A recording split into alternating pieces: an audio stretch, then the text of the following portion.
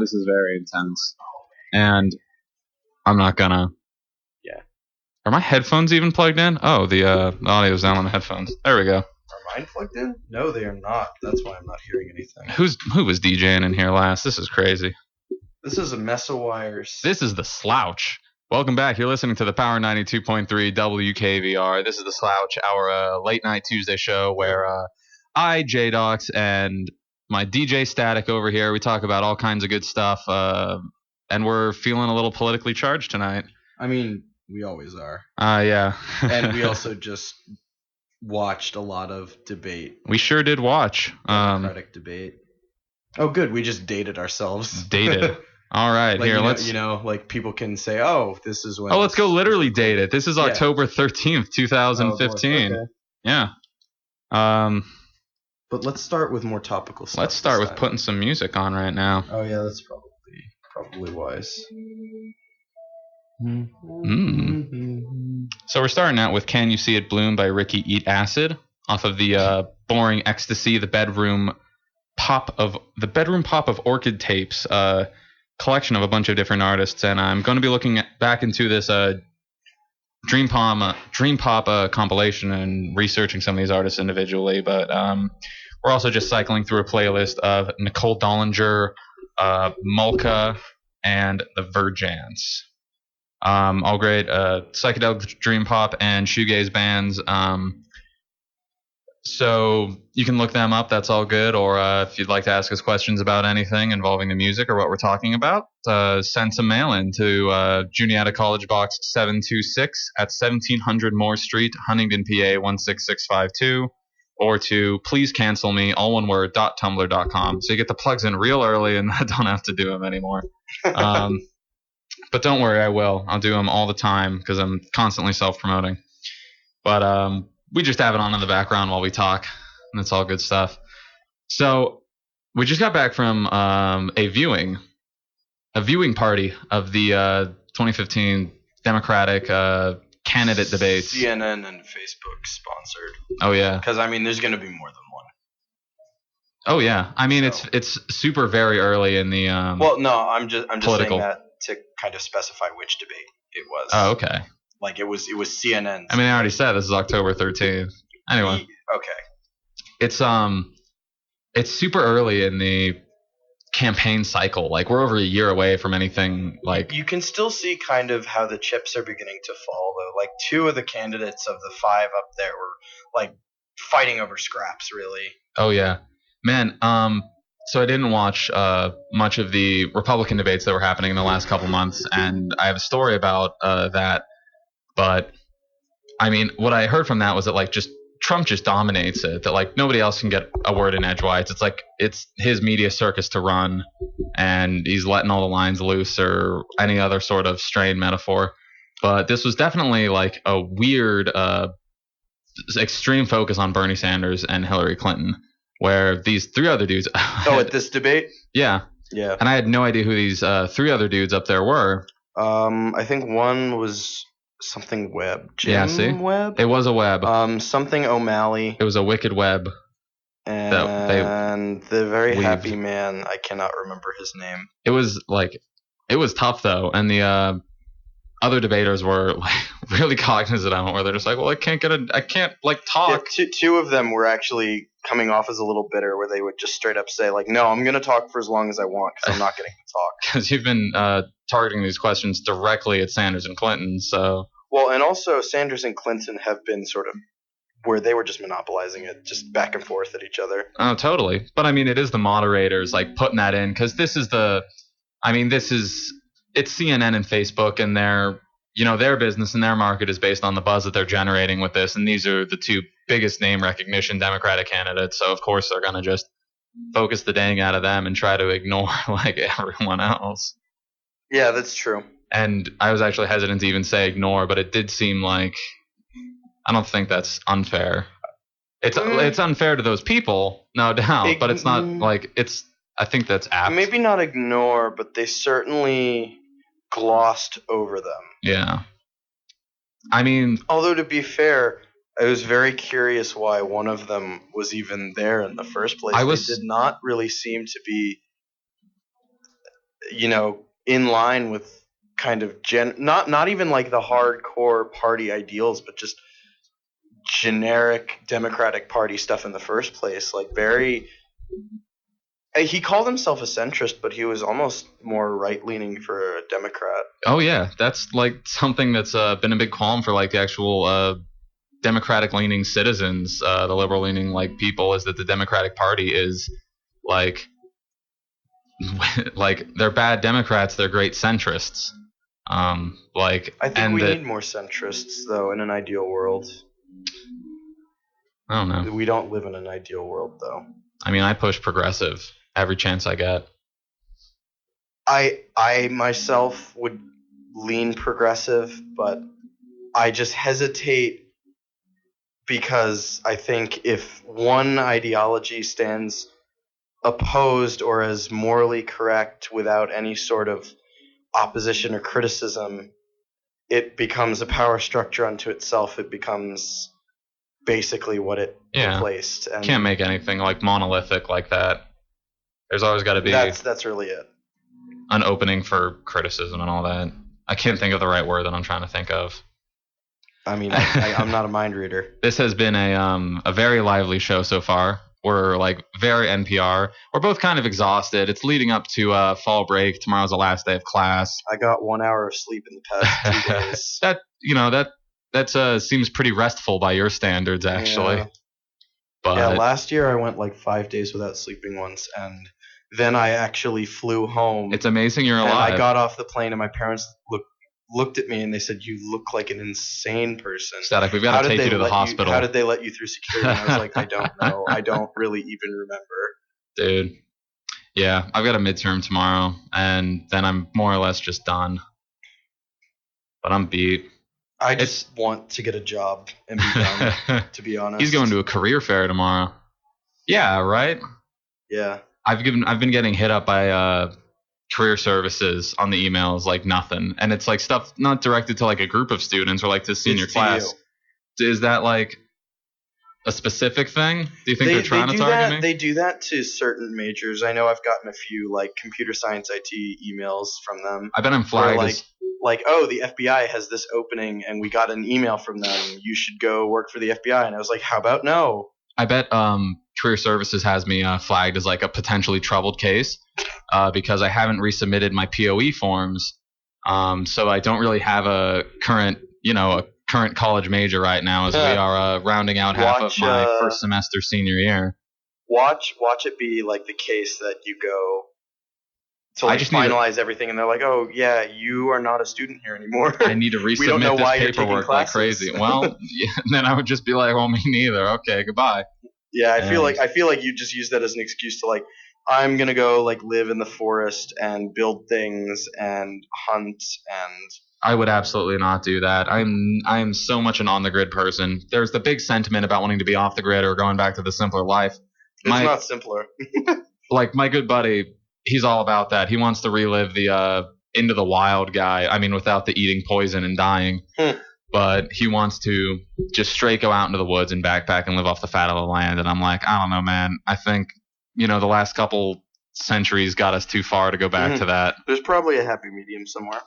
But I don't think it's about like going backwards at all. I've certainly had my days where I take stock of things, and I'd be like, you know what? I'd be really okay with like living in a place with almost no one. I've wanted to live on a boat in the ocean for a while, like a small like a little houseboat, like a survive the zombie apocalypse boat. Okay, potentially. If I had a good way to harvest and collect seaweed and crabs or something for nutrients, and that would be pretty dope.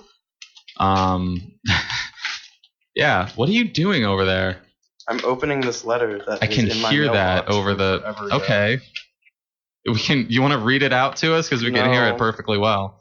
No, I do not. Okay. It's just like generic college nonsense. Yeah, I know. Yeah, I don't. They're telling you, please submit your major forms. I just read something. You have to graduate. You need a degree. I read something about a degree, and I was like, nope, don't care right now. They are hounding me, especially our one friend who works there. She's just being like, you have to submit those forms. Why haven't you submitted those forms yet? And I'd be like, Because it takes a lot of work.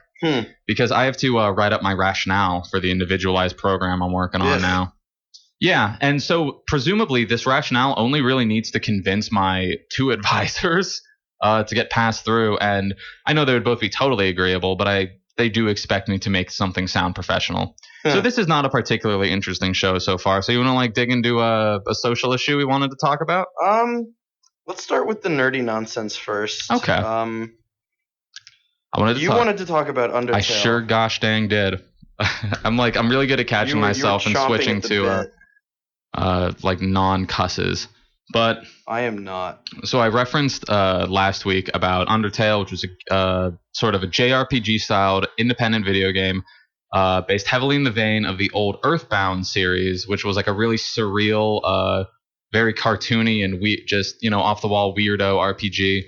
But it with some not very non-traditional game mechanics, especially considering when it was released. Yeah, and this takes it takes a whole couple chapters and the table of contents from that book. And it's a game centralized around the option that you don't have to physically fight or harm like any of the enemies, the monsters you come up against. You can talk to them. You can figure out their personalities and their problems, and then you can be helpful, and you can make friends with these monsters, and you defeat them by just being nice to them, kill them with kindness. And it's explained in this whole thing about monsters attack with their soul energy, but it's based on their conviction and their malice to hurt you. So if you make them not want to hurt you, if you endear yourself to them, they're entirely disarmed with their weird monster magic. I remember seeing a clip of some sort of dog enemy, and the way to get him pacifist route was to pet him. And it got him all excited, and then it was mercied him. Yeah, it was like an which is apparently you mercy someone instead of you spare them. Spare is the mechanic. There's like a dog in armor with like a sword and shield, and you just pet it enough, and wrapped up in all that is this extreme surrealism.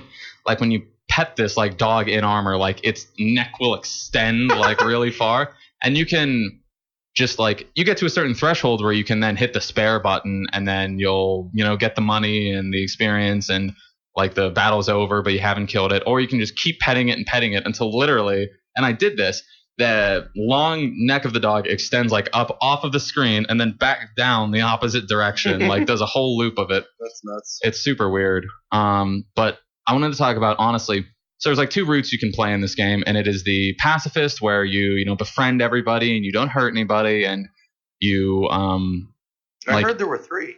There's a pacifist, and then there's a genocide, where you really kill everybody and you just plow through all the monsters and just put them down. You just vaporize them, and the narrative reflects that because it gets very dark and very depressing as a result. And then there's the neutral route, where it's if you kill someone, but you don't kill the main characters and the bosses and stuff who are the main characters. And so then that has a third option. I actually think that has the same ending as the pacifist route, except the pacifist route then has a sort of small new game plus post sequence where you do a little bit more. You fight another the true final boss, and then you have the just absolutely beautiful all of your desires have been fulfilled, everyone lives happily ever after sort of thing. And it's very cute. It's adorable.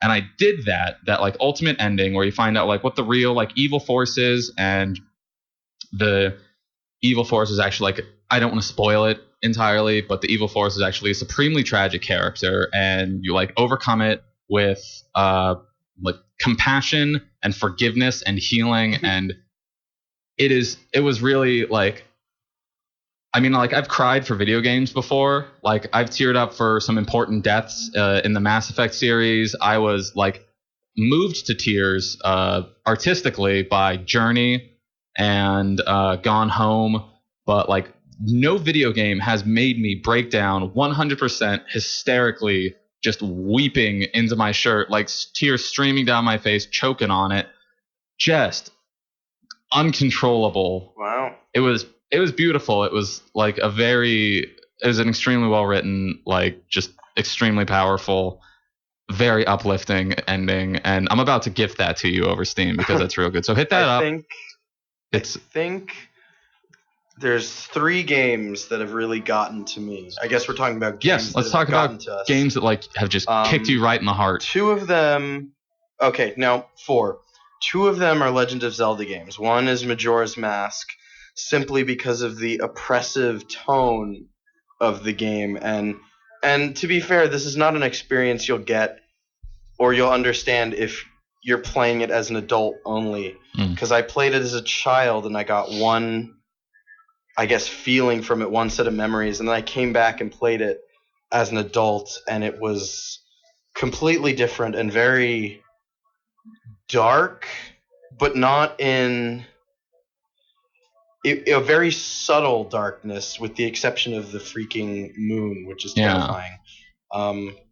Was it like like a low pervasive melancholy? Because that always messes me up in a game. Yeah, it absolutely. It's stuff like, and you intend to play the game at some point. I do. I'm not. I mean, I don't know. There's really nothing spoilery about the game. It's pretty straightforward as far as the story is concerned. But like, there's small details like, the fact I mean, not to spoil it, but like I remember a sequence where. Do you know about the Deku Mask and the Deku Butler? No, I don't. I mean, you can describe that unless that's like a big plot twist or something. In the beginning of the game, there's like a scary dream sequence where Link is like consumed by a Deku scrub. Oh, and then the Deku you head, turn into a Deku. Yeah. And then on your way out of the forest where this has transpired, you see a twisted tree, a small tree the size of a Deku scrub, with a face in it, and a face that looks like it's in agonizing, like, final moments of pain. Oh, was that Link? You can look it up and you'll see what I'm talking about, but I'm sure you'll find an image of it. But it's implied that is the Deku Butler, a character you meet later, that you stole the body or soul. It's kind of iffy how the whole mask mechanic works. It's purposefully vague, that you stole sort of the essence of the Deku Butler's son. Okay. And that tree you saw is the Deku Butler's son. And in the credits, you actually see, if you watch all the credit scenes, the Deku Butler coming to that tree and falling to his knees and weeping. And then there's a scene where, at this point everybody knows the world is ending. And if you don't save the world, if you go around and just talk to the characters, if you go to the ranch, I did hear about this. There's a girl Link's age, and she's drunk, and her sister has gotten her younger sibling drunk, because she knows that they're all going to die, and that she does not want her sister to suffer. Yeah, I have heard that one. That's really interesting. It's an oppressively dark, like. Yeah, it's about, really dealing with the themes of, like, dealing with the inevitability of death or something, like some annihilatic apocalypse or something. Or apocalyptic annihilation. Something like that, yeah. And then the second one was just Skyward Sword. Because it's an interesting Zelda game in that it's the first one I've played where, gameplay-wise, with the exception of the motion control mechanic, the level design was not up to par, really, with any of the other Zelda games. There was a lot of backtracking and, revisiting or recycled dungeons. Yeah. But narratively, it was probably one of the best, in the sense that it had a straight-up story, and this was kind of when Nintendo said, you know what, F it. There is a Zelda canon. There's a Zelda timeline. Please stop making theories. Here is what it is. I remember that was a big deal when that came out. They had like a whole this is if it like split off the Twilight Princess, or this is if he wins, this is if he's an adult and he loses, or this is if he's One of the things in this game is this is the first incarnation of Link, and so you see him take this sword with a spirit that dwells within it, that acts as like a companion character. Yeah, the Fee. Fee, yeah. And she's a companion to Link, and she's the spirit of the sword. And this sword becomes the Master Sword. But at the end of the game, you have to put the Master Sword into the pedestal that every other Link draws it from. Yeah. And in doing so, you condemn Fee to an eternal slumber within the sword, regardless of whether it's pulled again. And you can see the scene on YouTube, because I can't describe it very well. But she gives a farewell speech to Link that was just, it's beautifully written. And it just right at the heartstrings. Cool. And then there's Shadow of the Colossus. I was more confused by, because I also played through Shadow of the Colossus. If you don't know, it's a very artistic, very atmospheric game where like a young boy goes and has to like save the soul of a dying princess, to revive a dead back princess. To life a girl he loved who was killed by some sort of mob justice situation in his village that he came from. Yeah, and wasn't he also like condemned himself because he had demon horns or something? That's Eco. Okay. But anyway, and then he has to travel across this like huge and beautiful landscape. And you do this and you play this, and like fight a sequence of these like giant like earth golems, these colossi, and in however way you sort of like kill them to sacrifice their energy, but it's like very tragic in that these are like not evil creatures, but like you need to kill them to take their energy. They generally do not attack you unless you attack them, which is not a detail you notice the first time until you play it again a second time with the ending putting everything in context. And I think it's been long enough that the moratorium on spoilers has passed. Oh yeah, but Shadow of the Colossus is a very old game. It comes out that you've been played for a fool, and the ending is very much a Pyrrhic victory. Pyrrhic? I thought it was Pyrrhic. Anyway, continue. Maybe, I don't know. But in the sense that the voice that has been guiding you, that it's implied that it's the voice of God. It just, with the camera and the scene composition, shafts of light. Yeah. And a deep, ominous voice from the sky. That this voice was actually the voice of Dorman, a demon that was sealed in the land long ago, that its body was broken up into the colossi, and that in killing the colossi, you've been absorbing their essence, and Dorman sort of possesses the main character. Yeah. And Dorman is then sealed again, but the female protagonist, I don't want to call her protagonist because she's really a non-character until the end. It's the female love interest. I thought she was a princess because it's a really save the princess scenario. It is, but she's not a princess. Yeah. She wakes up, and in the spot where Dorman was sealed, where the main character seemingly died, she finds a baby, but the baby has horns. So it's implied that this is sort of a prequel to Eco. But it's just a very sad ending, but it's also... It's one of those experiences that if you really take it in, it's very melancholy. Yeah, I talked about like the pervasive melancholic tone of a civilization, and you get really no... It's a very empty, large but empty landscape as to what, where did these people go? Yeah. And on top of that, it's just a very lifeless landscape. You really don't see many animals aside from the occasional bird, insect, or lizard. I mean, the only other significant character aside from you or the colossi is your horse that accompanies you. Which dies. It's trying to wave you off on that. Say no spoilers. But wait, doesn't it come back at the end?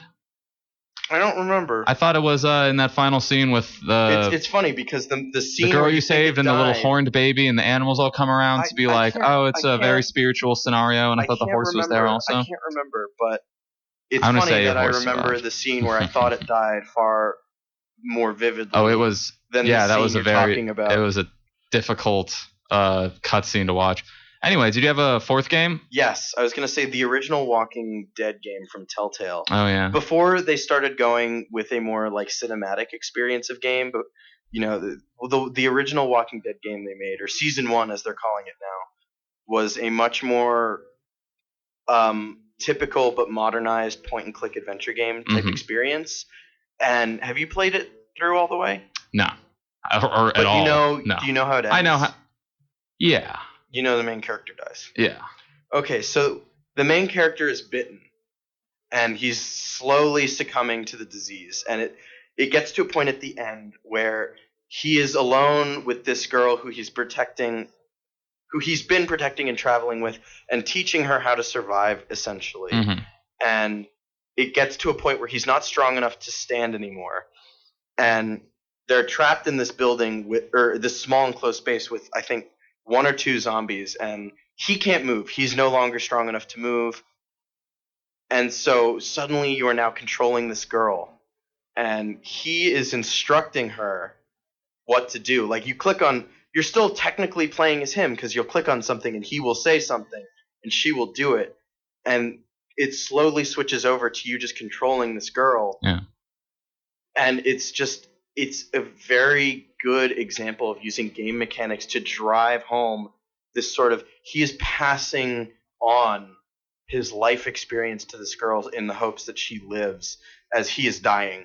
And it culminates in this point where you're given the choice to basically leave him there, let him turn, don't waste the bullet, or let him die with dignity. Put a bullet in him, end it before he becomes a zombie. Mm. And it's just a very emotionally charged moment. Yeah. So I was talking, do you want to keep talking about video games that make us cry? Because I've talked about how more, yeah. Undertale hit me super hard. Let's see. Journey moved me to tears aesthetically. Gone Home is a game in which you literally just play as a young woman returning from a trip abroad to her parents' house in the Pacific Northwest. It is entirely empty of her parents and her younger sister, and you have no idea where they went. I mean, you just came back from the airport. They should have been there, but you find out like by exploring the house and like reading notes out of the garbage and listening to like little audio tapes or something, you like unravel the story. But the narrative, you follow a couple narratives along the way, and the one of the younger sister is how she was having a hard time.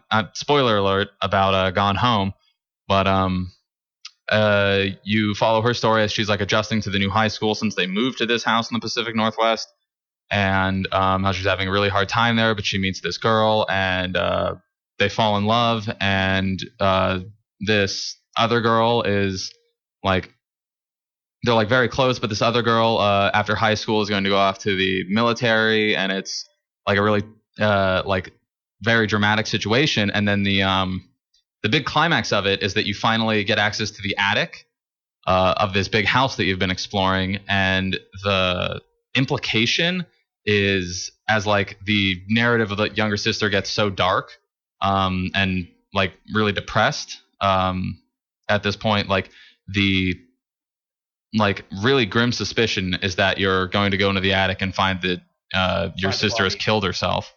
And so big spoiler then for Gone Home, like you actually find out, like you get the last bit of that story there where she's, you know, run away from home and she's like figured out a way to be with this girl that she loves, and like it's way happier. But I was just so incredibly relieved because you like just like sort of snooping in on the narrative of this family, like you became really attached to them, and you like wanted it was like a very classic like difficult high school and then romance story that you really want to culminate in a good way. And then like the implication that, you know, it ended in a suicide was extremely dreadful, and with the relief of that and like the way it ended on like a very positive note was like just it got me real deep down in my guts.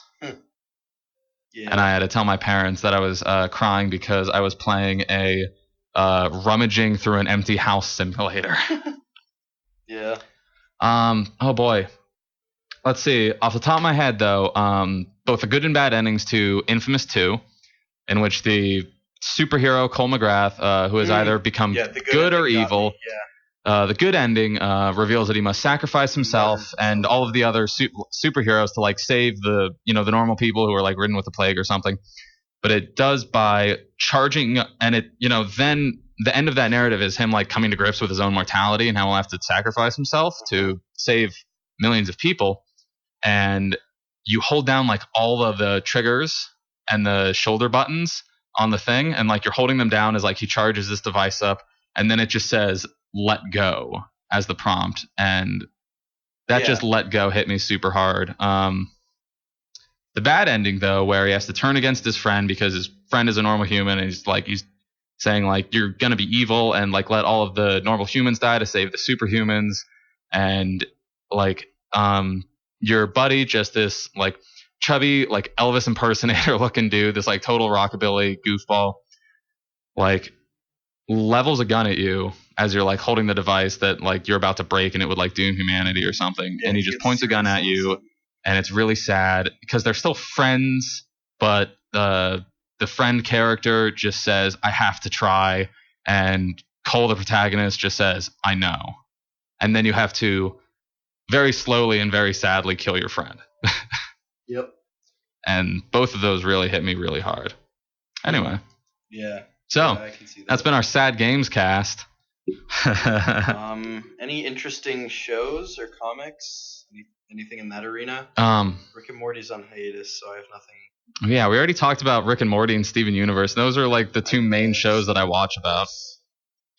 Much. Oh, so we wanted to talk a little bit about Adventure Time also, or I did at least. You're not like a really big person on it. I'm not, but I like it better than I used to. Yeah. I'm not a huge fan now. So about that show, there's like a lot of sort of episodes that don't really contribute to the broad narrative. It's like really episodic and they go on goofy adventures. And as I was like catching up on it, like watching it stream, I tried to like skip over those and focus on the ones that do like significant character development or like plot progression, so like the overarching plot lines. And from what I found, like with his young character, like Finn the Human in this like totally weird bizarro world, was it like he's like 15 or something, and the relationships that he has with people are like very I thought just like very real, very sincere for that age, and like the addressing like the teenage difficulty of like how to deal with emotions that you don't entirely understand. And I wish I could. Are you talking about his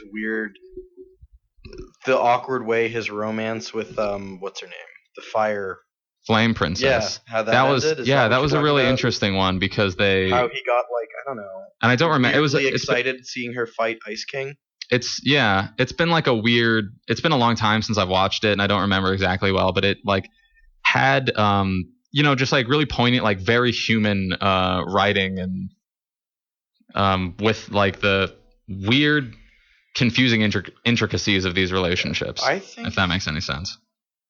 I do like the narrative episodes of the show. I think my favorite character is probably Ice King. Yeah. Just because of the horrible backstory of that character. Yeah, he's a really like goofy but like tragic, like sort of sympathetic villain. On a surface level, he's a lonely guy who wants people to like him, and he's got a few screws loose in a kind of harmless way. Yeah.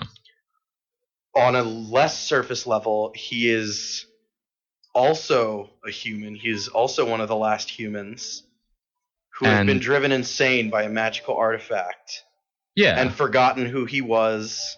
And you get like these glimmers occasionally of like the deep down like normal person, like underneath this like bizarro persona of desperation and loneliness.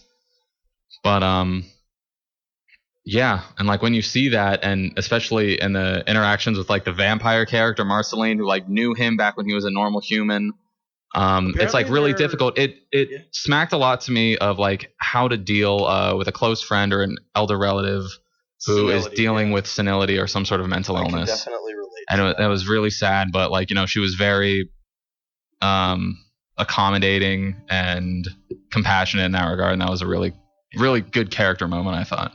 Yeah, you're right. I agree. I was going to mention that if you didn't. But serious talk about children's cartoons. Well, that's something that's really interesting with the newest wave of children's cartoons is that there's some very mature themes in there that people of all ages can enjoy. Yeah, as we've talked about, I think that's really a good thing. Yeah. But, side note, because I don't know if you like Marceline a lot. I think they're making a side series about her. Is that right? In November, yeah, called like Staked or Stakes or something. I don't know. You could look it up later. Yeah, cool. Do you want to talk about like this wave of cartoons that's been happening? Sure. It's I was seeing a really interesting analysis of like the way children's cartoons have progressed over the last couple of decades, and I mean, it used to be about marketing toys. Exactly, like in the 80s and 90s, cartoons were basically meant to be 20-minute commercials for toys, and they would be these like really throwaway plots, really uninteresting characters. I mean, interesting and entertaining like for a child, and that's fine. And modern cartoons do this, but like a shift happened where they became extremely creator driven, where you see this literally in the personas like of the like creative directors behind a lot of these shows. Like Adventure Time is Pendleton Ward, who like is the guy basically like as the creative director of this show, that it's like very much his art style and his writing style. And I would say that it's kind of come and gone in waves, because you got like older shows, like the Justice League shows, those were, and like Batman the Animated Series, those were quite mature, and yes, they did market toys based on that, like the DC Animated Universe. Oh yeah. I mean, that was very much a project of Paul Dini and Bruce Timm, and everybody. Oh yeah, absolutely. And you got, I'm trying to think of other shows. Especially since like the Batman animated series now looked back on as like a hallmark of pop culture. But I did not grow up on cable, so I'm going to struggle a little here. No worries. But there were definitely shows in like the late 90s, early 2000s. Yeah. And then for some reason, like, we kind of slid back into kid shows are for kids only and for toys, and now we're kind of going back to like shows for everyone, like more than just toys, like mature themes. The creators are featured quite prominently in the title cards and credits. With stuff like just off the top of my head, like regular show is J.G. Quintel, Steven Universe is Rebecca Sugar. What's Rick and Morty's? It's not a children's show by any means, but not at all. It's a really creative-driven cartoon. And Justin Roiland. I've heard Justin Roiland a lot. I don't know much about Dan Harmon, though. Justin Roiland voices both Rick and Morty. Oh, cool. And Mr. Poopy Butthole. Oh, yeah. And Mr. Meeseeks. Yeah.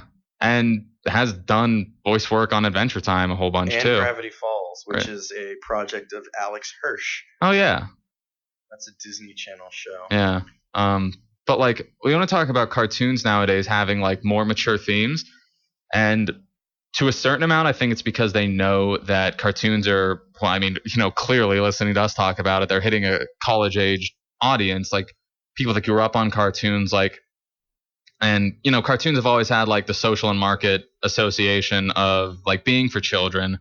But it's been, like, sort of spreading out more, like, age demographic and like content maturity wise, like among just as animation has been like reaching more groups of people age wise. But I think it's also that a lot of the stuff there that we would say like is like, okay, so they write it on like a surface level for children, but like on like a more interesting, like deeper communicative level for adults and stuff, as though we could call ourselves adults. But I think that stuff is also there for the children in a certain extent, because I think that they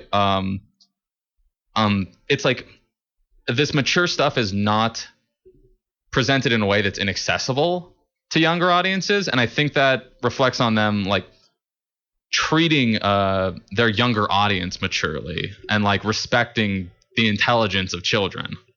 Yeah, I would say that.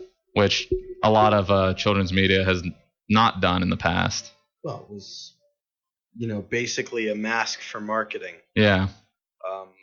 Such as the old cartoon Mask, which was about a whole bunch of different people and different cars and different like masks I was not aware that were all sold as toys. Called Mask. I was not on that one actually as a kid, but sometimes though it is nice to just kind of watch like a really mindless show, like.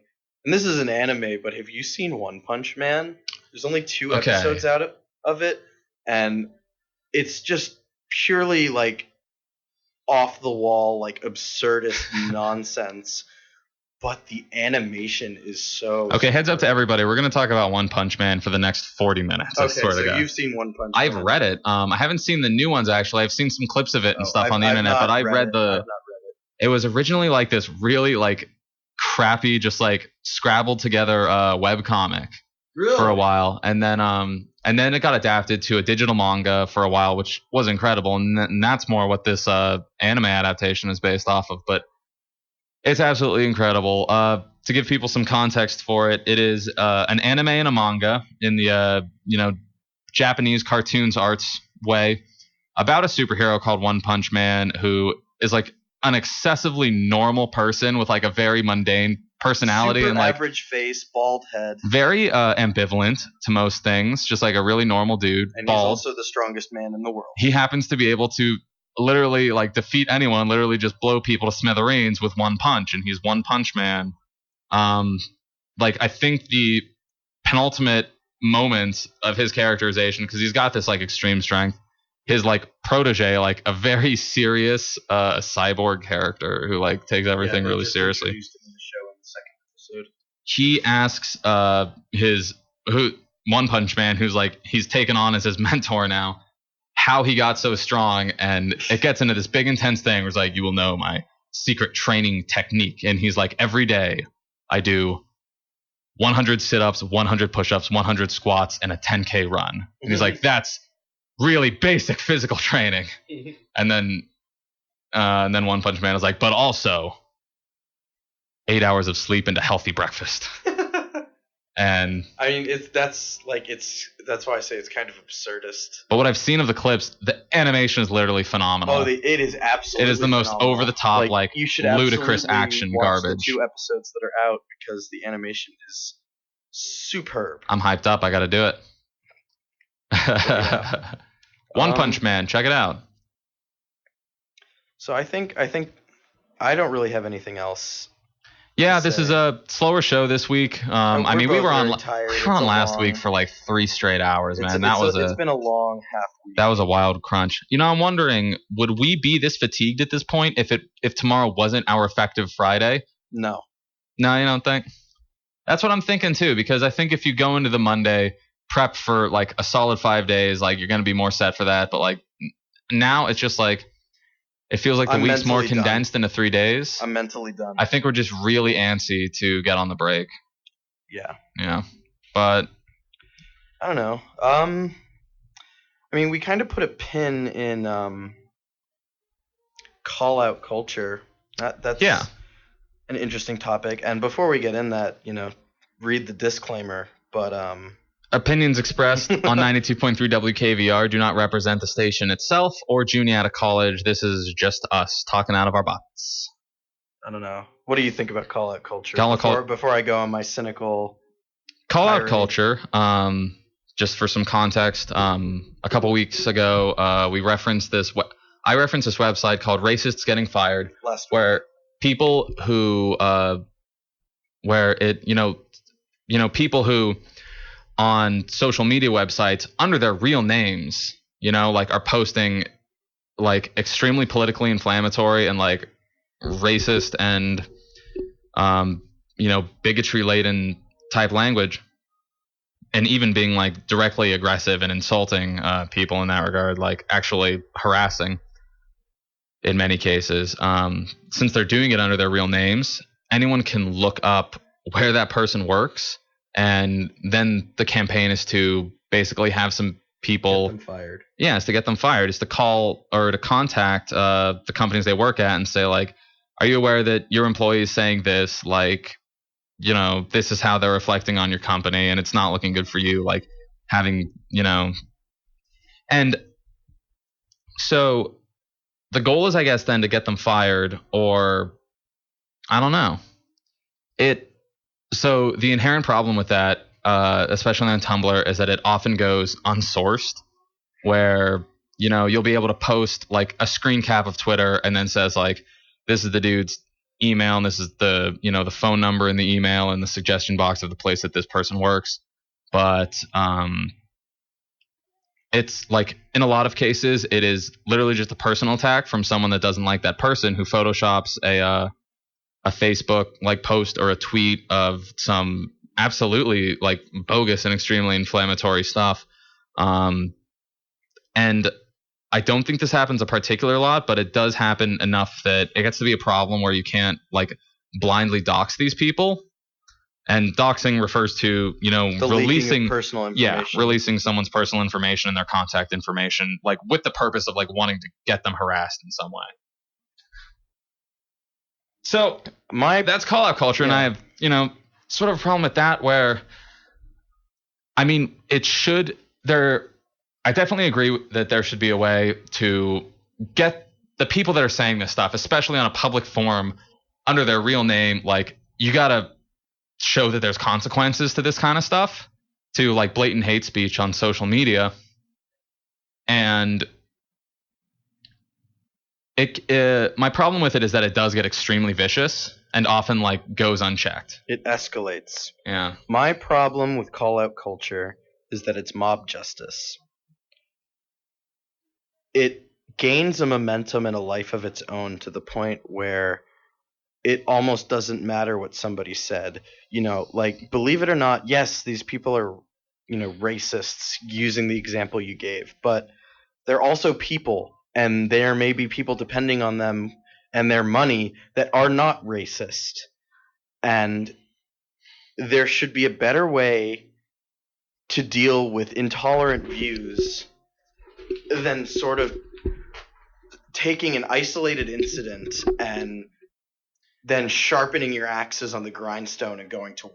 Especially in events, this happens for celebrities and public figures and stuff, but it can happen with something that was posted or said by somebody like a decade ago. Taken the wrong way. Yeah.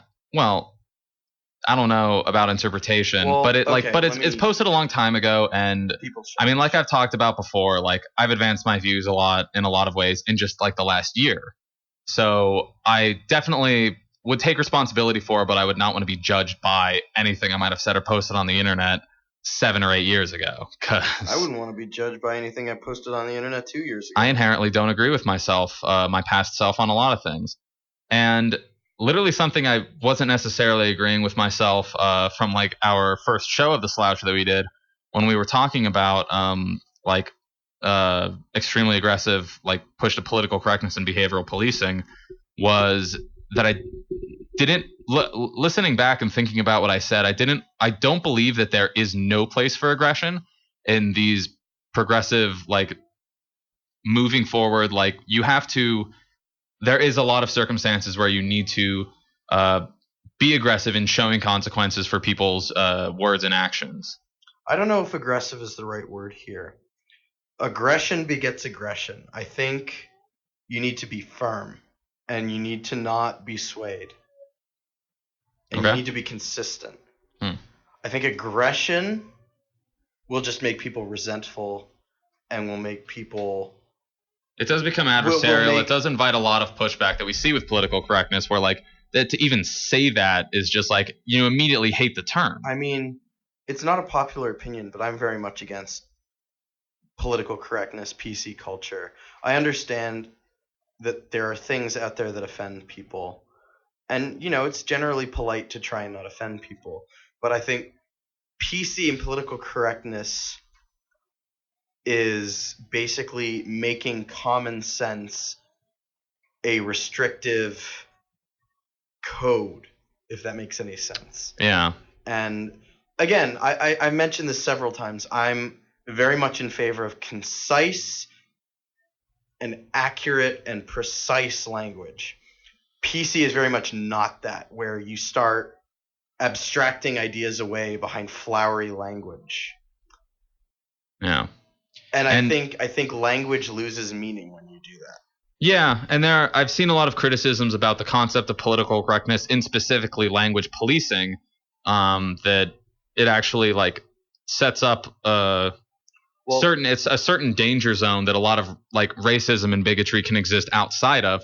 But then since it is not necessarily accumulated in like the, specifically this is not acceptable zone, that it gets by. And I would like raise the argument of a lot of the conversation of like the word thug in the media's usage the last couple of years, that has definite like racial connotations to it in the context when it's used like of a young black man being brutalized or murdered by the police, that the word thug comes up like an extreme amount, and it does definitely seem to be code for like a lot of racial connotations. Honestly, I don't watch enough media Yeah.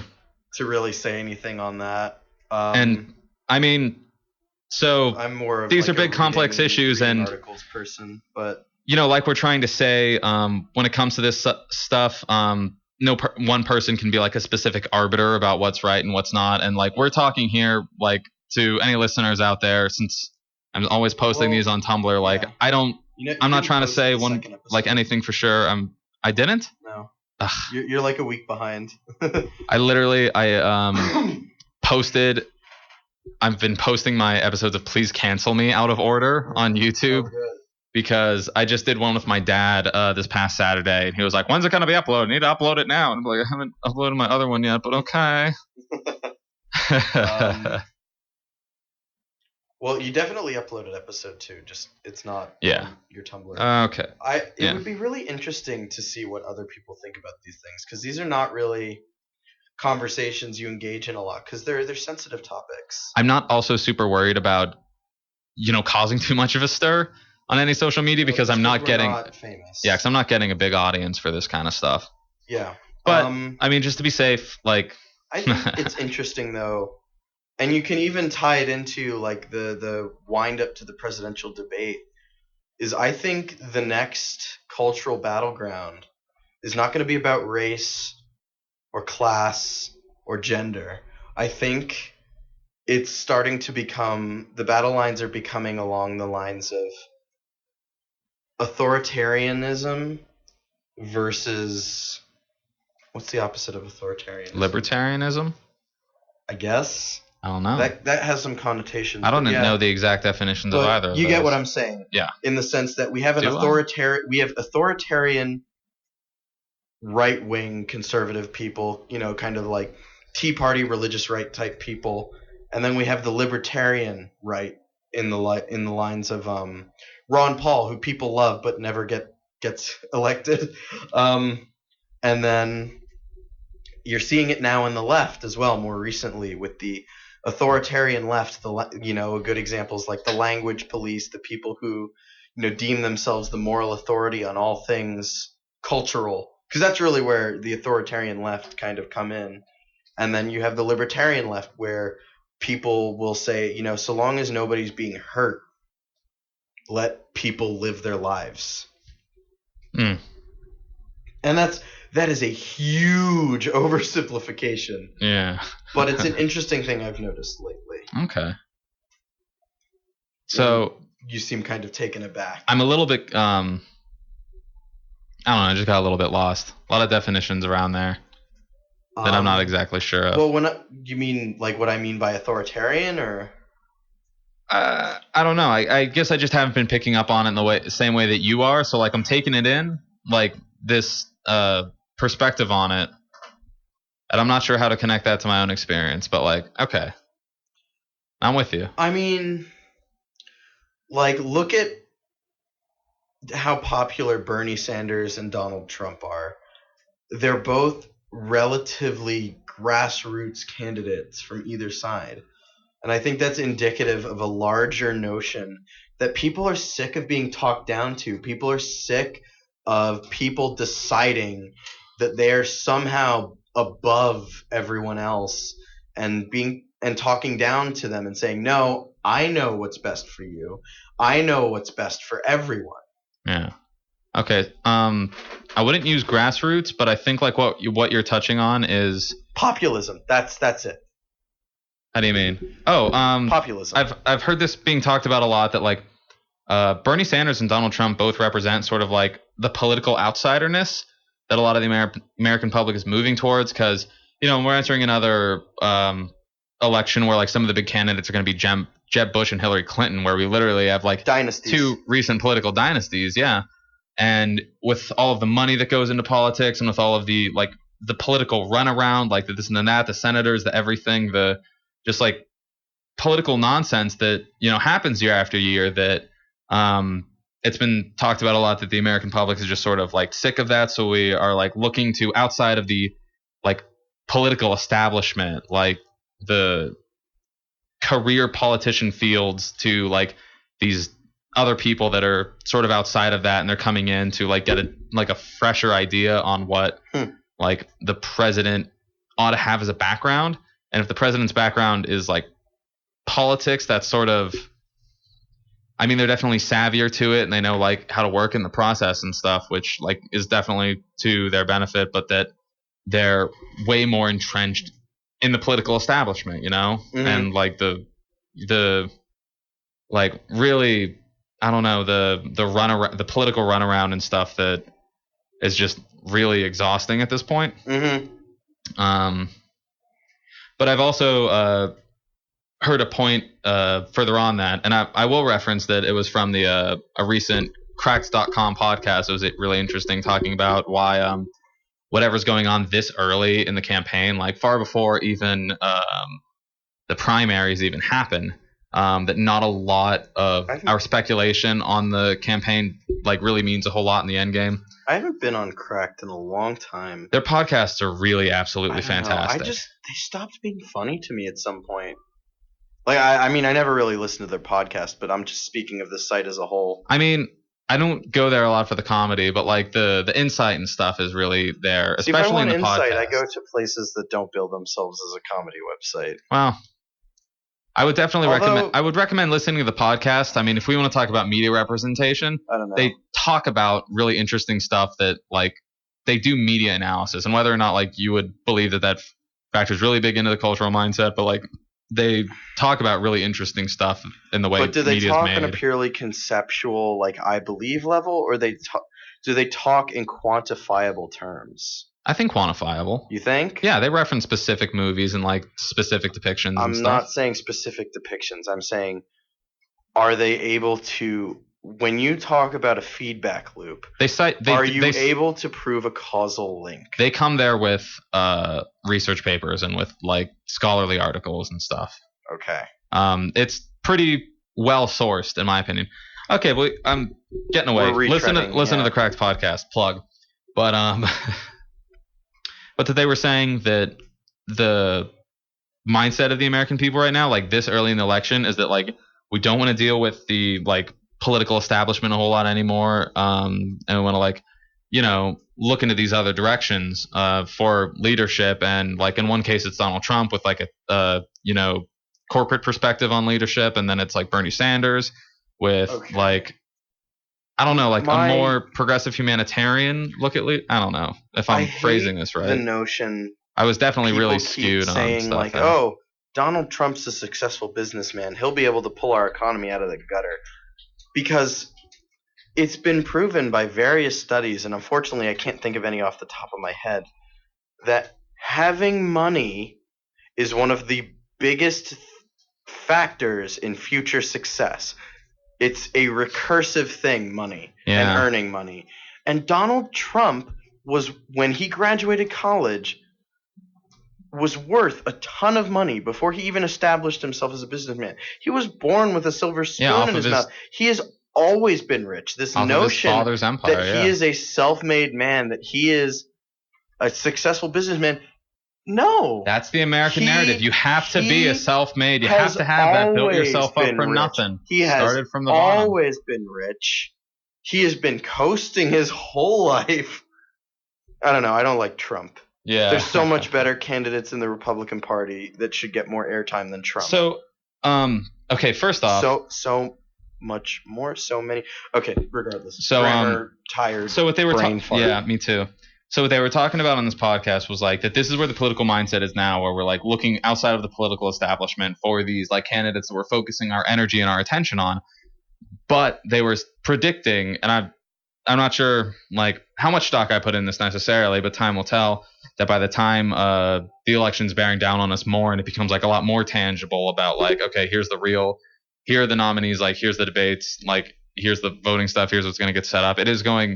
People are going to trend more back towards the political experience and the, you know, career politicians, like, which is why they're like literally expecting another Clinton v. Bush. Ugh. And like, I don't know about political dynasties and stuff. It's a really ambiguous thing. because it kind of is back to a similar sort of logic as successful businessmen tend to be people who are well off to begin with, kind of thing. You know, political family, the likelihood of political children, and successful political family, the likelihood of successful political children is higher. For various reasons. So I don't understand the narrative like of the Bush presidential family, but it does like smack me the wrong way of like the parent child, like that seems really like a literal dynasty. From what I understand of the Clinton narrative was that they like met together in law school and they both became politicians and like progressed along their careers together, like sort of in parallel. Yeah. So I would say I feel like that doesn't seem like so here's my biggest thing. It doesn't feel like a Bush, not really a Hillary Clinton, a President Hillary Clinton wouldn't seem like a President Bill Clinton Part 2 so much as like Jeb Bush would feel like a George Bush Part 2, which would be a George Bush Sr. Part 3. Oh Lord, yeah. Well, I mean, just look at what George Bush did. He like right into Iraq.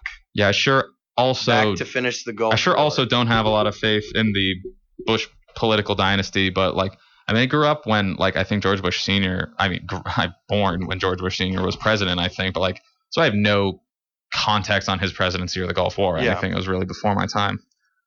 But I mean, Bill Clinton was before my time too. I was like barely cognizant of what the government even was because I was like 9 or something. Yeah. But I don't know. It's really confusing stuff. Like, I mean, my argument against, like, I understand the easy recognition factor of, political family, political dynasty. I would say it's not a dynasty unless they're voting simply because it's a name or a family that they recognize. And the problem is that name recognition factors into a lot. And like these 3 dudes in the Democratic debate that we didn't even know who they were. It absolutely does. And I would say one of the reasons I would argue more so that even despite all my misgivings with Hillary Clinton that it would not be a dynasty is that they're 2 politicians who are married to each other. Of course they're going to both be ambitious. Like, come on. Yeah. So what I'm saying is though that like I feel like the 2 Clintons, their political and their governmental careers like sort of developed in parallel. That's so what that I mean. They're like so that they both reach a point where they're capable. Yeah, to the point where they're both like capable of being like the president in their own regard, and they happen to be married along the way, like even as a while ago. I would say I don't think. Oh, I don't like Hillary Clinton. I'm sure she's a lovely individual, but I disagree with her on some stuff. I don't like her. I find that her opinions are very convenient and self-serving. I've seen and I agree with a lot of criticism on Hillary Clinton. I think as much as I am for breaking new ground, I think she needs to move away from the "I'm a woman, I want to be the first woman president" thing. I think it's one thing to acknowledge it; it's another thing to harp on it. I haven't seen it harped on too much. When we saw in the debate, she's brought it up a lot. I saw in I'm not exposed to a lot of what Hillary Clinton puts out, but I heard her mention it once in the debate, and even then I was just like in the context, just kind of like, It makes me want to roll my eyes when I hear it because. But do we want to like? You should be promoting yourself on your merit as a politician to the country, to the people, not because I am a woman. I should be president because there hasn't been one.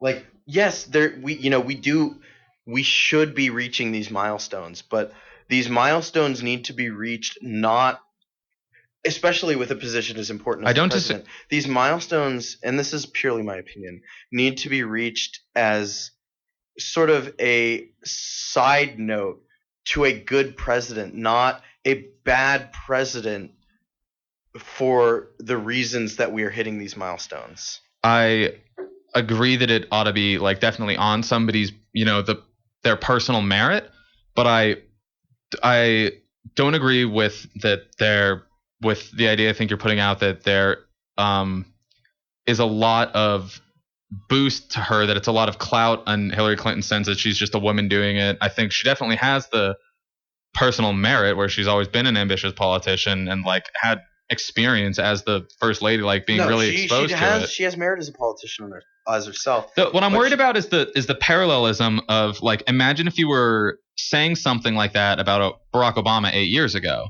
where you're saying that a lot of the focus on him and a lot of, you know, the publicity and support he's gotten was because he was black. And that because, I mean, to quote Donald Trump, the problem was that it was like a demographically significant president, which the whole quote that's in the context of is something I vehemently disagree with. That is a factor. But like, it's to say that like, it's to put too much, it seems to be to put more emphasis on that specific part of them than there really in reality is, as a sort of discrediting element to them. No, I'm not. Okay, I know that's not what you mean, but what I've said. But I'm worried that like that's the mentality of it. It's not. My mentality is, yes, Barack Obama was demographically significant. I'm not going to deny that. It'd be almost impossible to deny that. But he was still able to market himself effectively as a politician on his own merits. Yeah. All the while beating down, quite frankly, racist,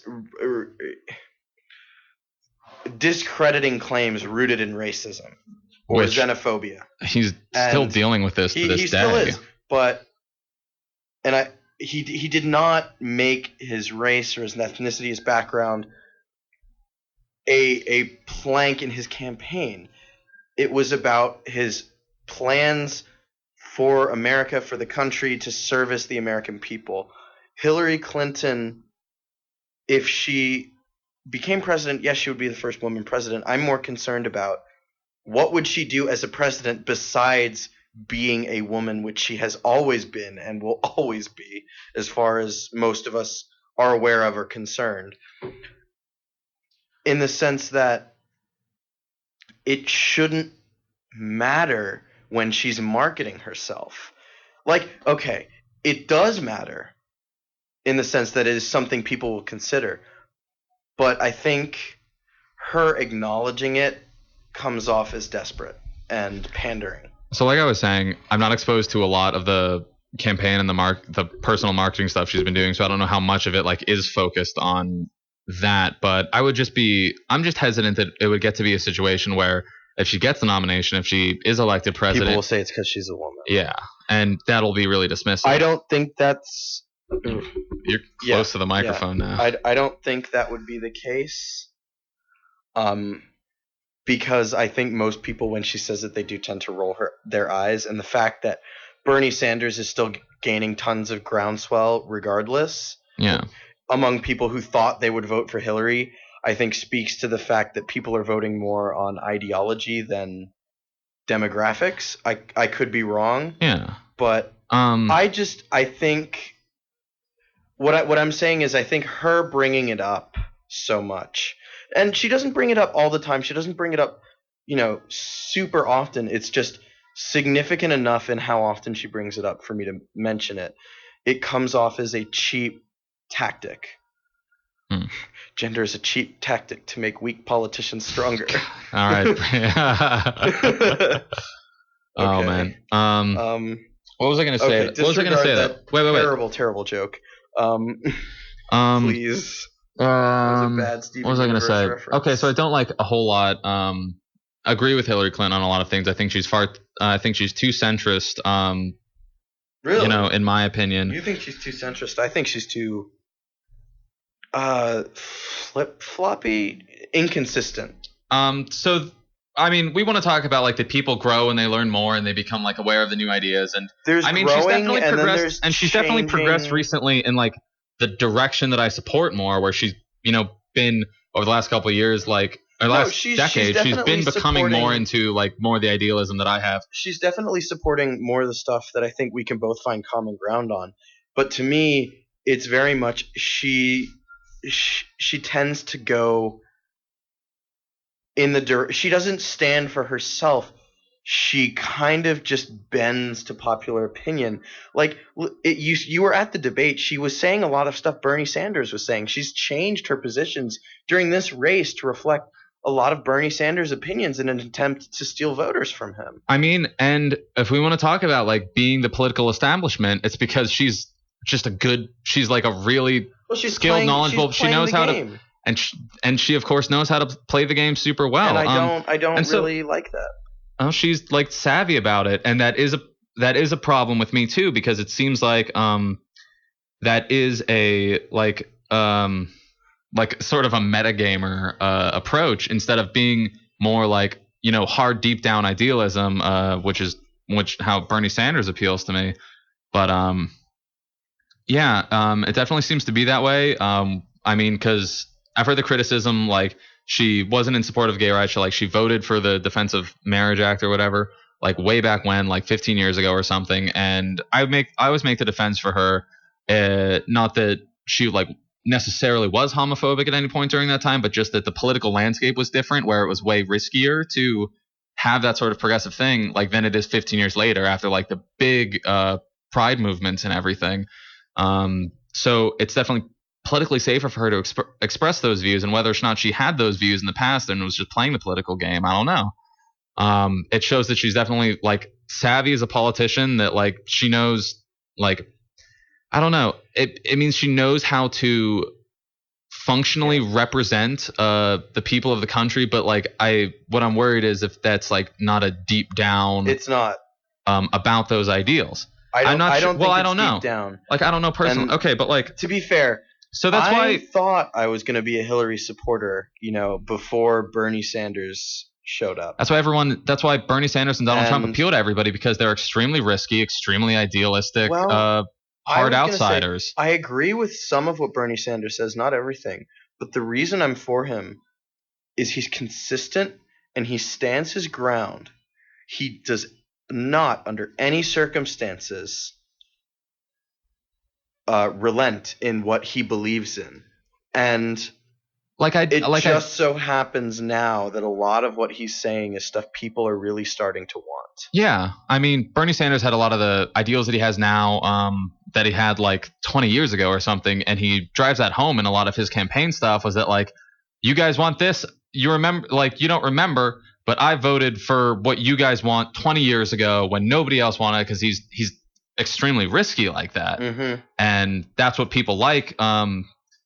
At the same time, though, like, it's lacking dynamism, you know? I mean, like, however amount of like, you know, shifty and like, you know, changing around. I hate the term flip floppy, but like, however like prone to change Hillary Clinton is a little bit, you know, not building confidence in like the, you know, the staunch firmness of the idealism she's putting out now, but it does, you know, show adaptability. Well, I would say Bernie Sanders, which is like both a good thing and a bad thing. Because I don't know. Look at what happened after he got interrupted at events repeatedly by the Black Lives Matter movement.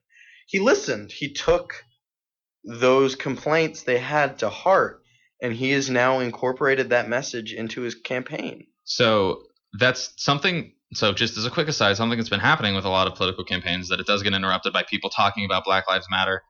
And I don't know about the formal like organization of that movement itself, whether or not they set up or supported those interruptions. There's some sort of leadership there, and I don't know who, because I haven't researched it, but like there has to be something there. Or like even if there isn't, like I wouldn't say that these people who are like aggressive in interrupting these necessarily represent the movement itself, you know, because that sort of thing people say. Because people have talked about like, well, like some people will use that to Black Lives Matter movement. People have like beaten up white people or something. Really? And it's like, I've heard those narratives. I don't know if that's real or not. But the thing is, like, even if counterintuitive. Even if that was real, those people do not necessarily represent the movement.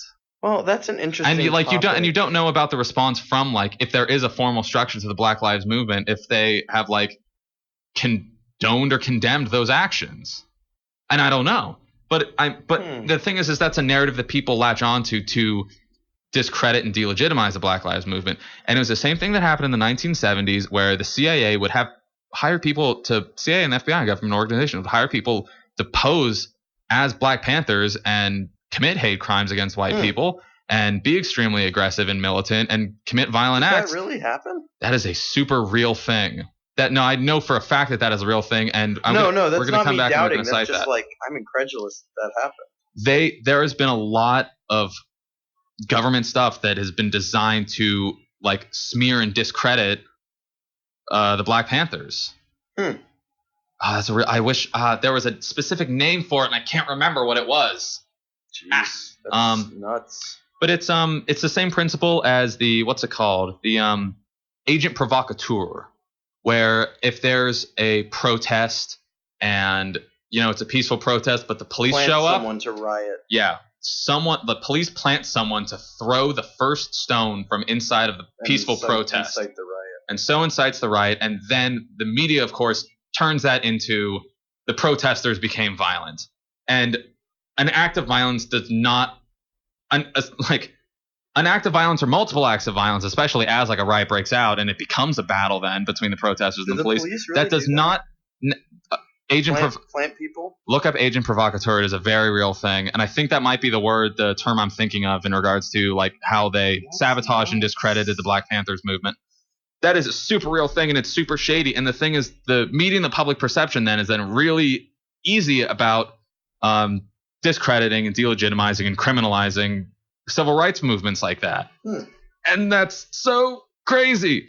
And that digs me deep down, so I'd advise you to look that up. You're gonna need to turn off that. It blows my mind, ball. Makes me super distrustful of everybody. Sick. Yeah, this disco ball like in here. When I start looking at anything that's not like with that in my peripheral vision, it's like yeah.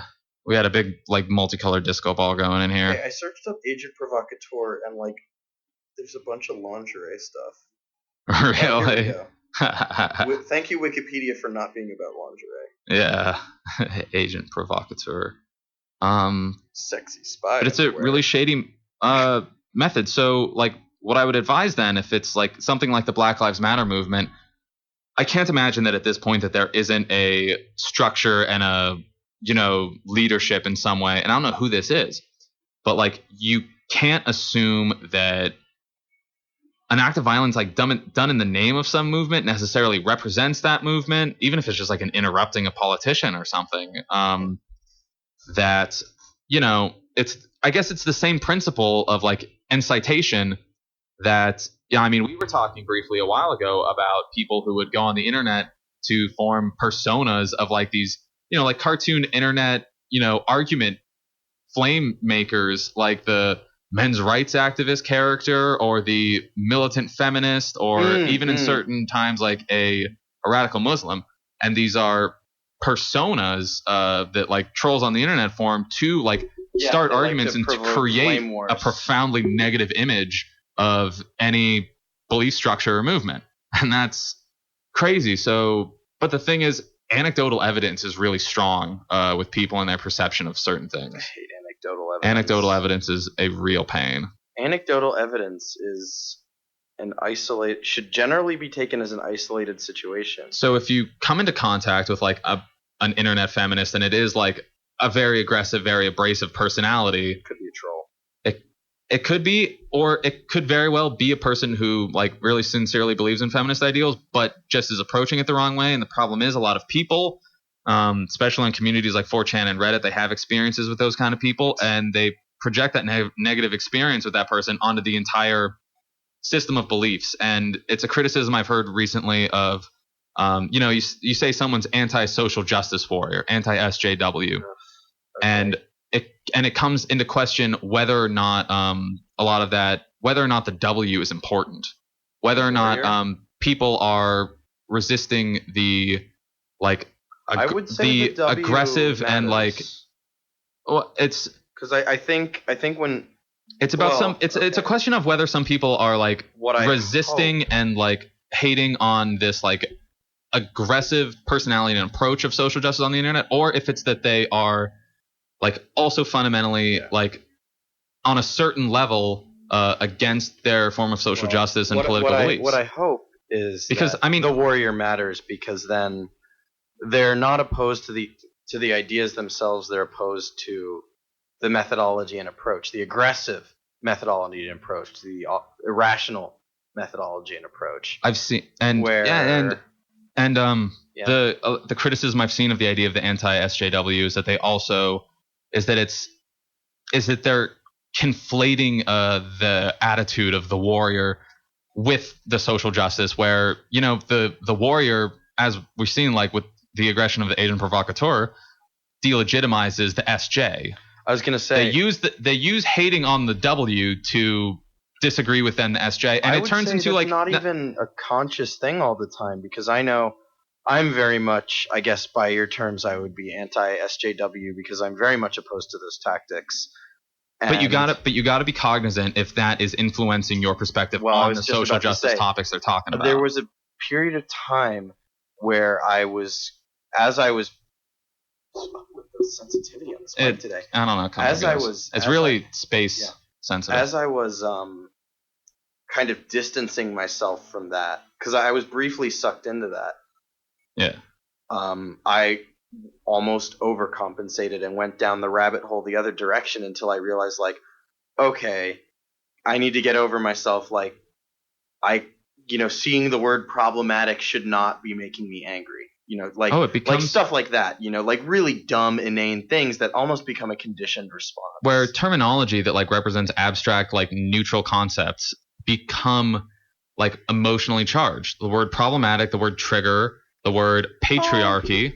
Those are things that a lot of people have, like a lot of people on the internet have inherently like negative reactions to even the concept of. And by, because the militant persona of the social justice warrior does tend to be extremely aggressive in promoting like the existence and influence of those ideas, that then by people discrediting the individual, they discredit even the idea of a patriarchy, of like something being problematic or of having triggers.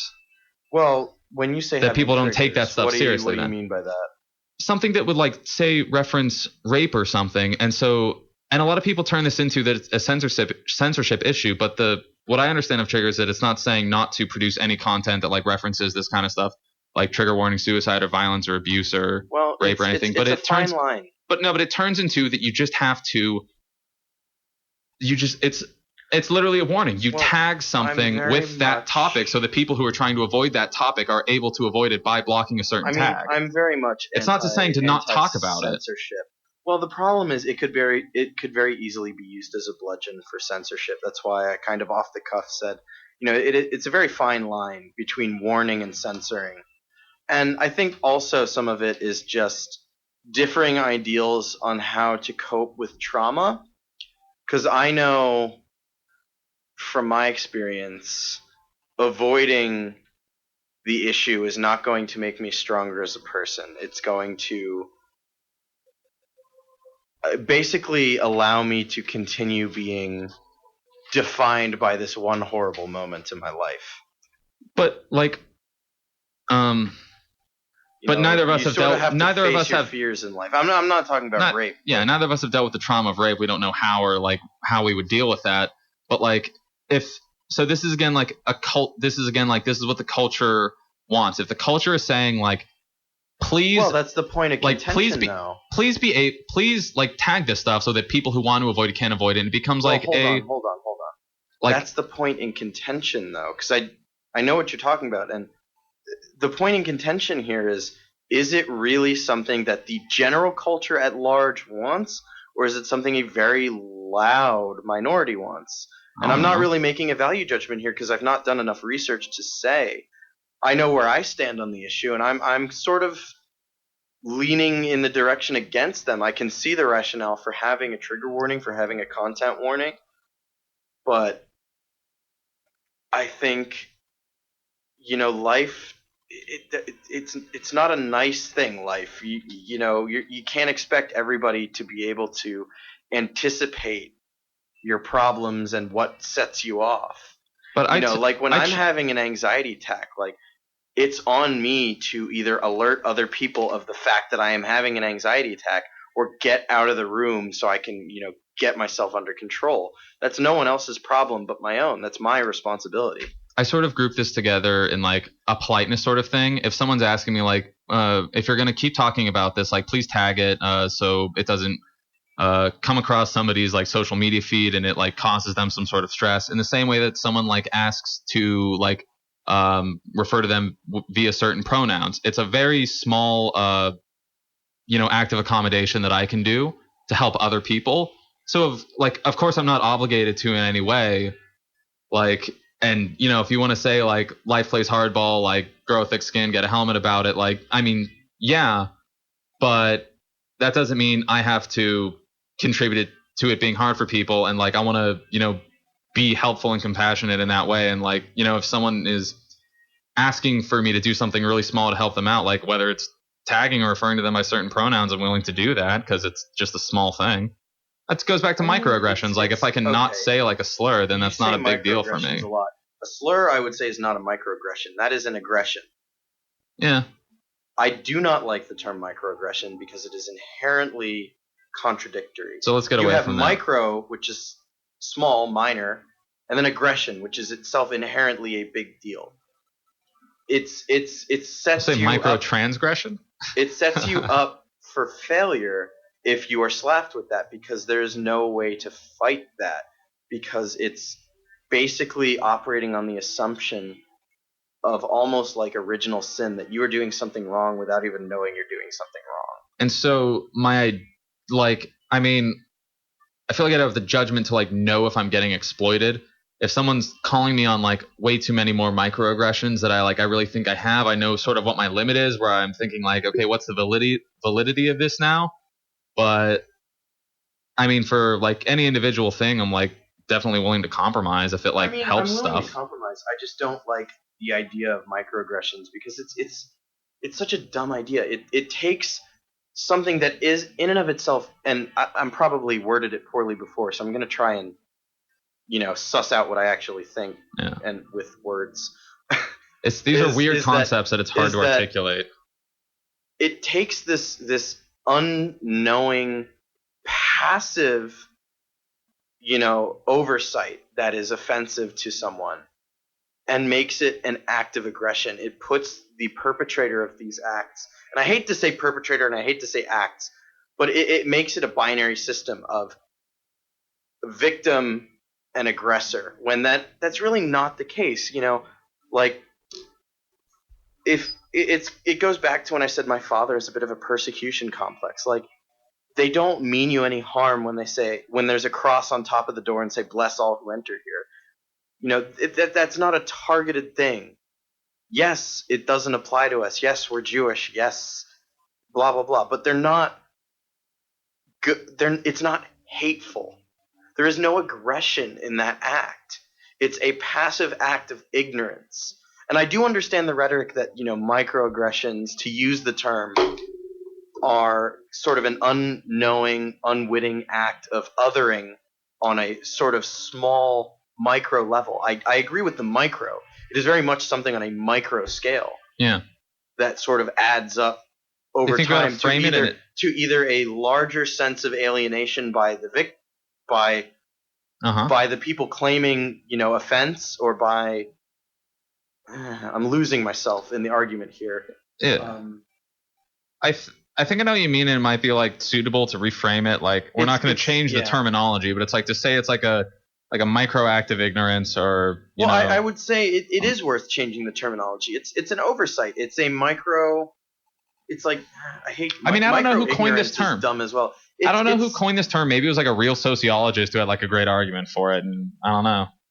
I'm not going to try to recoin it. I don't like when people are always moving the goalposts, and I'm doing that a little bit by saying we should redefine things because, in general terms, if you have to redefine something, maybe you're not arguing on the steadiest ground, and I'm not really redefining something to support my argument. I'm arguing against a definition. Never mind. That's okay. We're pretty deep down the rabbit hole right now. Yeah. This has gotten pretty wacky. Well, one thing that really does grind my gears when I talk about definitions, and this is going to get a lot of people angry, and probably yourself as well when I say this, I hate when people talk about racism and then they move the goalposts with the prejudice plus power definition, because there's the colloquial definition and then there's that. And when you have to justify yourself as saying, no, I'm not being racist because you can't be racist against white people because prejudice plus power, I say, sure, that is a definition that exists, but the colloquial definition of racism is prejudice rooted in race. I think I had the same conversation with another dude earlier today at dinner. I think it's definitely, let's see. Wait, I got lost in myself just then. What were we talking about? Prejudice plus power. And then it relates to power dynamics. Well, first off, the goalposts have always been getting moved in certain regards, where it's like slavery's now racist, then segregation's now racist, then like discrimination in the workplace is now racist. It's like it moves and it moves and it moves. No. I'm saying moving the goalpost in terms of the terms you're arguing on. The terms that define the validity of your argument are being shifted to suit the other person's argument. I mean, if we want to talk about prejudice plus power and like how that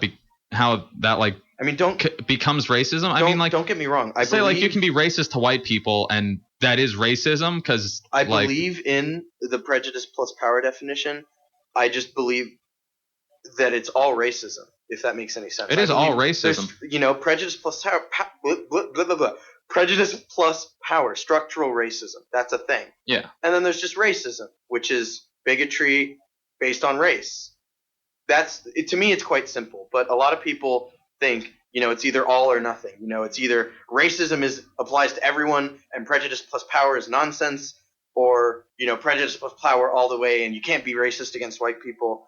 It's I don't know. It becomes something of extremes, which I think is quite silly. It's definitely all prejudice plus power, but it's varying degrees of power. Like to say you can be racist against a white guy, like you call him out, you call him a honky and you insult his shoes or something in front of a bunch of people. That is racism in that it's the power to make that dude feel goofy and foolish in front of a group of people. I don't know. Like I haven't thought of it that way. So I always thought of it like the power being kind of a structural definition of power. There's definitely varying degrees of that where anyone can even have like small incidental or small cultural power. Like just a very small amount of power, but then it does become like the amount of power you can exert via prejudice towards white people is vastly like way smaller than the amount white people can exert structurally and culturally on other people. Through power structures, yes, I would agree. I think it's saying I can't be racist towards white people, though. If you're saying that, you might want to rethink, your actions a little bit. You can be racist to white people, but it like doesn't. That's not. It just doesn't hurt as much. White people doesn't hurt anywhere near as amount. I don't want to sound like I'm saying racism against white people is a huge problem because it's really not. We were having some arguments earlier today that like almost that I'm just ever like hesitant to frame white people as the victims of any like general racist paradigm. In general. Yeah, in a micro sense, but like in the macro general structure and cultural levels, white people are not going to be the victim of racism.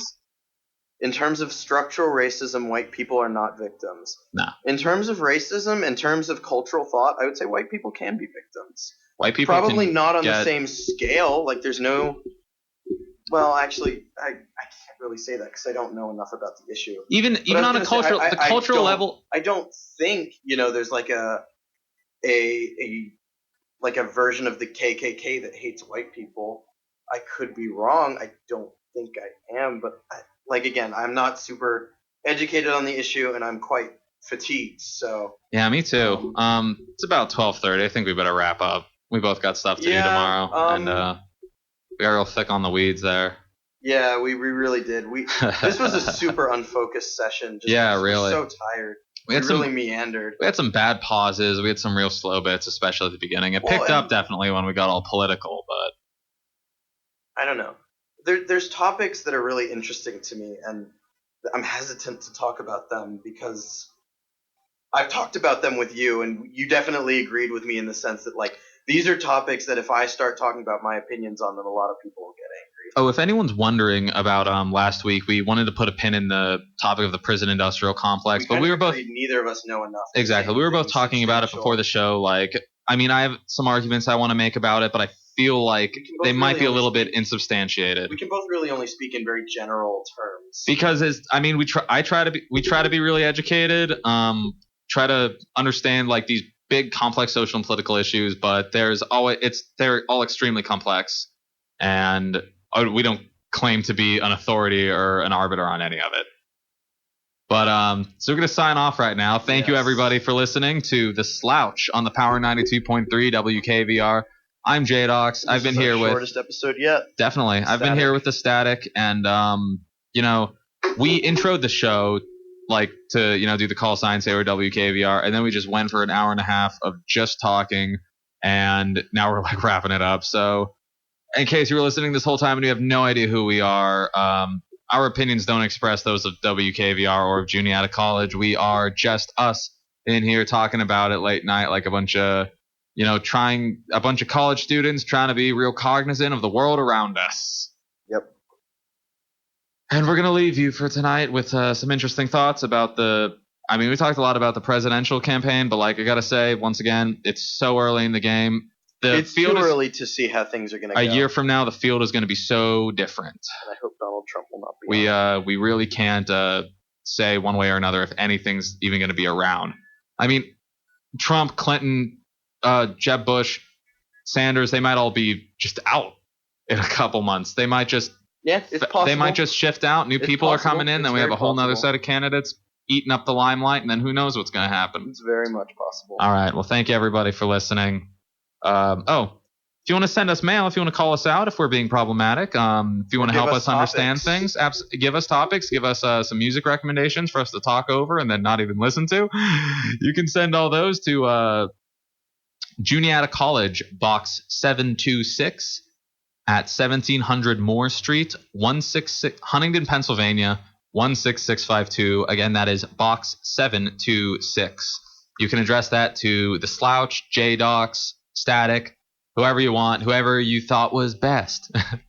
And it has now become a competition. You can also hit us up on pleasecancelme.tumblr.com. That is all one word, please cancel me, or facebook.com/groups/pleasecancelme, all one word. We, engage with us. All 7 of you who are listening currently. Okay, thank you very much for listening. Good night.